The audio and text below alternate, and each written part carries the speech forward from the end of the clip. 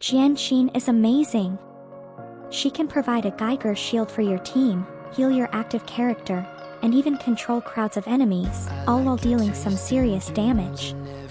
So, let's dive into this showcase and go over her requirements and combos to make her invincible and a true team carrier. If you haven't gotten her yet and are looking for a 4-star alternative, Chai is your best bet. She's the closest you can get to a sustain and carry character. To make the most of Jianxin's playstyle, there are a few tricks and timing you need to know.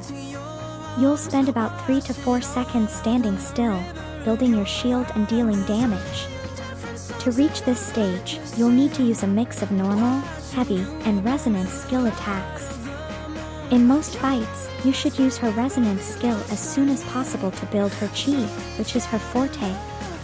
If dodging is tough for you, hold her skill while the enemy attacks since she won't take any damage. This is super useful when you're being attacked from multiple directions.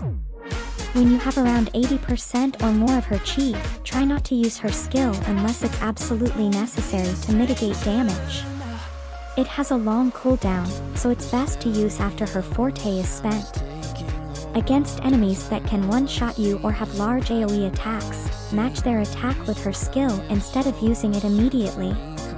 Once your chi is full, you're ready for the fun part. Hold the heavy attack, and Jianxin will start airbending. While she's airbending, her chi will begin to deplete, and she'll deal moderate AoE damage with big impacts every time she reaches a new stage. During airbending, she has increased interruption resistance, and each new stage provides a stackable shield.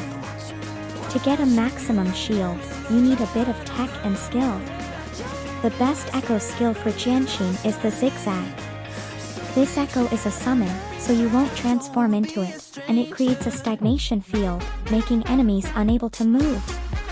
Combining this with her airbending guarantees maximum shield because enemies can't attack you. The timing takes practice. The best time to start her airbending is right after the enemy finishes an attack. Dodge, then start holding the heavy attack. Once Jianxin begins her airbending animation, use zigzag to keep enemies stagnant in her AoE. Alternatively, you can use zigzag just before starting airbending, depending on the situation. When Jianxin's shield is up, she'll also heal your active character significantly.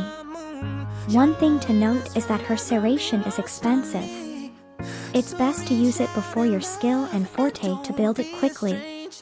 Only use it after her skill if you have her S4. For her weapon, I'm using the stone gauntlets from the battle pass at R2 because of the Konya bonus. This weapon is perfect due to its crit rate and echo setup. Echoes play a crucial role in how you want to play Jianxin. The most important is the zigzag, as I mentioned earlier. I'm using a 5-piece Looney Tunes set because her kit scales with attack, providing the maximum shield. The issue with Jianxin is her expensive burst. To address this, I'm using an ER3 cost echo, which is better than a 2-piece attack and 2-piece bonus setup since you only get a 10% bonus from the bonus. A crit rate full cost echo is essential for the early build.